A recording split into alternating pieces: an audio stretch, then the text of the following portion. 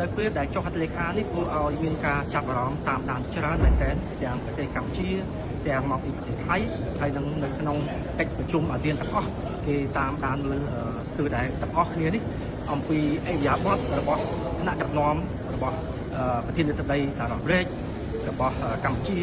របស់ថៃក៏ដូចជាម៉ាឡេស៊ីខ្លួនឯងដែលជាម្ចាស់ផ្ទះហើយជាពិសេសគឺតាក់ទងទៅនឹងការរៀបចំអង្គុយរបស់មេដឹកនាំទាំង4រូបដែលទី1មានលោក Donald Trump បន្ទាប់មកគឺថ្នាក់ដឹកនាំរបស់កម្ពុជាថ្នាក់ដឹកនាំរបស់ថៃហើយនឹងដល់ម៉ាឡេស៊ីដែលជាម្ចាស់ផ្ទះអញ្ចឹងដំបូងឡើយនេះគេនាំគ្នាសួរថាហេតុអ្វីបានជាថៃដែលថាប្រទេសធំជាងហើយសំណួរនេះត្រូវបានគេចោទសួរគ្នាទៅវិញទៅមកនៅក្នុងរង្វង់ប្រជាពលរដ្ឋថៃឬក៏អ្នកសារព័ត៌មានថៃទៅវិញទេដែលគេចាប់អារម្មណ៍នេះហើយក៏មានអ្នកមួយចំនួនទៀតដែរអញ្ចឹងអ្វីដែលខ្ញុំទទួលបានគឺមានការជជែកវែកញែកគ្នាថាដំបូងឡើយនរណាជាអ្នករៀបចំអំពីការចុះលេខានេះពីទីកន្លែងនេះអញ្ចឹងតាមគោលការណ៍រួមគឺមានតែប្រទេសម៉ាឡេស៊ីដែលជាម្ចាស់ផ្ទះហើយនិងសហរដ្ឋអាមេរិកទេដែលគាត់អ្នករៀបចំទាំងអស់ដែលភាសាខ្មែរយើងកាលពីសម័យបោះឆ្នោតឆ្នាំ92 93នោះគេនិយាយភាសាលេងសើចថាកម្មវិធីនេះរៀបចំឡើងដោយអ៊ុនតាក់អញ្ចឹងខ្ញុំចង់ត្រឡប់នៅក្នុងប្រធានបទហ្នឹងគឺចង់បញ្ជាក់ថាប្រទេសម៉ាឡេស៊ីដែលជាម្ចាស់ផ្ទះហ្នឹងបានរៀបចំដំបូងគឺឲ្យលោកត្រាំអង្គុយដោយដែលយើងឃើញនៅក្នុងរូបភាពបន្ទាប់មកនាយករដ្ឋមន្ត្រីថៃហើយបានចូលមកដល់នាយករដ្ឋមន្ត្រីកម្ពុជាតែឡែកគាត់លោកអាន់វ៉ាអ៊ីប្រាហ៊ីមគឺអង្គុយនៅខាងស្ដាំដដែលប៉ុន្តែបន្ទាប់ពីបានរៀបចំរួចរាល់សពគ្រប់ហើយនោះខាងសហរដ្ឋអាមេរិកគេមកមើលពីលើដើម្បីសម្រេចចុងក្រោយដោយសារព័ត៌មានចុងក្រោយនេះគឺការរៀបចំចុងក្រោយគឺជាការសម្រេចទាំងអស់របស់សហរដ្ឋអាមេរិកមានន័យថាអាមេរិកគឺជាអ្នកបោះមេមិនមែនម៉ាឡេស៊ីទេដូច្នេះគេមកមើលហើយក៏ចាប់ផ្ដើមគេដូរកៅអីហ្នឹងមកវិញដូរត្រឡប់វិញមានន័យថាឲ្យនាយករដ្ឋមន្ត្រីរបស់កម្ពុជាគឺសម្ដេចហ៊ុនម៉ាណែតអង្គុយជាប់លោក Donald Trump តែម្ដងហើយមានអ្នកខ្លះរហូតដល់ថានិយាយបែបមើលមកជុំទៅគេថាប្រហែលជាមកពីសម្ដេចហ៊ុនម៉ាណែតលោកពាក់ក្រវ៉ាត់កពណ៌ក្រហមដែរអញ្ចឹងហើយបានលោកត្រាំសប្បាយចិត្តពេញចិត្តហ្នឹងគឺថាអង្គុយជាប់ប៉ុន្តែនៅក្នុងសាច់រឿងយ៉ាងណានោះគឺមានការទៅជែកប្រាប់ថានេះដោយសារមានការបញ្ជាអាមេរិកនឹងបានទៅជែកប្រាប់ថាមានការបញ្ជាពីថ្នាក់លើមកគឺត្រូវតែដូរកៅអីវិញគឺឲ្យថ្នាក់ដឹកនាំកម្ពុជាអង្គុយជាប់ជាមួយនឹងលោក Donald Trump អញ្ចឹងហើយបានដំណើរសាច់រឿងហ្នឹងមានអង្គុយបែបហ្នឹងហើយបន្តមកទៀតអ្វីដែលជាការចាប់អារម្មណ៍ខ្លាំងនោះគឺបន្ទាប់ពីការចុះហត្ថលេខាហើយនោះនាយករដ្ឋមន្ត្រីរបស់ថៃហ្នឹងបានដូរកៅអីនេះហើយនឹងបន្តទៀតនៅក្នុងការជួបសារសងសម្ដីជាមួយលោក Donald Trump របស់មេដឹកនាំទាំងពីរគឺកម្ពុជានិងថៃដែលធ្វើឲ្យមានការចាប់អារម្មណ៍មែនតើអញ្ចឹងនេះគឺជាផ្នែកមួយរឿងក្រៅឆាកមួយដែលខ្ញុំសូមរំលឹកបន្តិចហើយខ្ញុំនឹងបន្តរំលឹកតទៅទៀតនៅមានរឿងរ៉ាវក្រៅឆាកមួយចំនួនទៀតដែលបានកើតឡើងនៅឯកិច្ចប្រជុំកំពូលអាស៊ាននៅក្នុងប្រទេសម៉ាឡេស៊ីនេះហើយអ្វីដែលគេចាប់អារម្មណ៍ជាងគេហ្នឹងគឺតួអង្គលោក Donald Trump តែម្ដង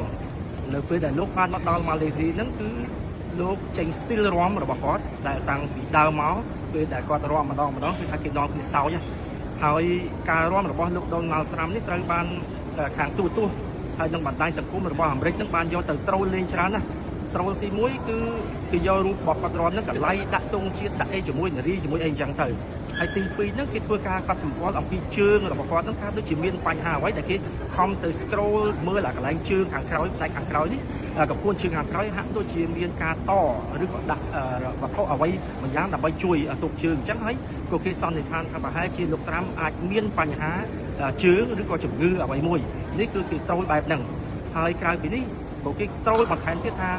លោកត្រាំពេលមកដល់ប្រទេសម៉ាឡេស៊ីនោះក៏បានឌឺដងដល់ប្រទេសទាំងមូលថាហេតុអីបានជាប្រទេសហ្នឹងយកឈ្មោះតាមជំទាវទី1របស់គាត់មានន័យថាប្រពន្ធគាត់ហ្នឹងឈ្មោះ Melanie អញ្ចឹងម៉ាឡេស៊ីហ្នឹងគឺឈ្មោះដូចប្រពន្ធគាត់ដែរនេះគេឌឺដងនៅក្នុងសារព័ត៌មានខាងទូទស្សន៍ហើយនិងសារព័ត៌មានរបស់អាមេរិកហ្នឹងឯងក្រៅពីនេះទៀតលោក Donald Trump ដឹងហើយថារាល់ពេលដែលលោកធ្វើដំណើរឬក៏ពេលដែលជួបស្នេហ៍ស្នាក្នុងពិធីធ្វើពិធីក៏ដោយឬក៏ប្រពៃពិធីក៏ដោយហ្នឹងលោកតែងតែប្រើវោហារសាស្ត្រផ្សេងដែលធ្វើឲ្យគេចាប់អារម្មណ៍ក្នុងនោះនៅពេលមួយពេលដែលលោកបានចុះហត្ថលេខាធ្វើពិធីជាមួយនឹងនាយករដ្ឋមន្ត្រីអានវ៉ា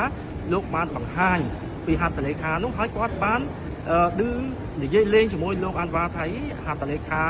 របស់លោកនឹងដូចជាសិល្បៈសម្បើមលយមកប៉ុន្តែលោកអានវ៉ាក៏ឆ្លើយវិញថាហ ហត្ថលេខារបស់ខ្ញុំមិនលយដូចលោកប្រធានាធិបតីទេអញ្ចឹងក៏បានដាក់បង្ហាញទៅចំណុចមួយទៀតនៅប្រទេសម៉ាឡេស៊ីនេះពេលដែលធ្វើមកចាប់ផ្ទះលោកនេះខុសពីប្រទេសផ្សេងកន្លងមកដោយសារគាត់បានយកសិល្បៈគឺជាគោលមួយដើម្បីទទួលភ្ញៀវហើយអ្នកដឹកនាំសប្បាយចិត្តមែនទែនពេលដែលចុះពីយន្តហោះមកក៏មានភ្លេងទទួលមានរាំមានអីចឹងហើយមកដល់កន្លែងប្រជុំហ្នឹងក៏មានភ្លេងមានបន្តសិល្បៈបែបហ្នឹងហូរហែច្រើនកន្លែងចឹងទៅហើយអ្វីដែលគេចាប់អារម្មណ៍ជាងគេហ្នឹងគឺគេហៅថាវត្តមានបំបាំងកាយឬមួយក៏លោកត្រាំហ្នឹងលេងតែស្ទីលពីក្រោយគាត់ចូលចិត្តតែពីក្រោយហើយពីក្រោយហ្នឹងដោយសារគេនិយាយលេងអញ្ចឹងទៅវិញទេថាដោយសាររាល់ដំណើររបស់គាត់មកប្រជុំនេះតាំងពីថ្ងៃទី1រហូតដល់ពេលយប់ពីព្រឹករហូតដល់យប់ហើយថ្ងៃបន្ទាប់ដែលពាក់ព័ន្ធអីប្រជុំទាំងអស់ហ្នឹងគឺគាត់ចូលមកក៏ចូលតែពីក្រោយចេញទៅវិញក៏ចេញតែពីក្រោយដែរនេះគឺជាទម្លាប់នៃសន្តិសុខមួយរបស់លោកត្រាំពេលដែលមកប្រជុំហ្នឹងគឺគាត់មិនដើរបង្ហាញដូចមេដឹកនាំដទៃទៀតដែលគេមាន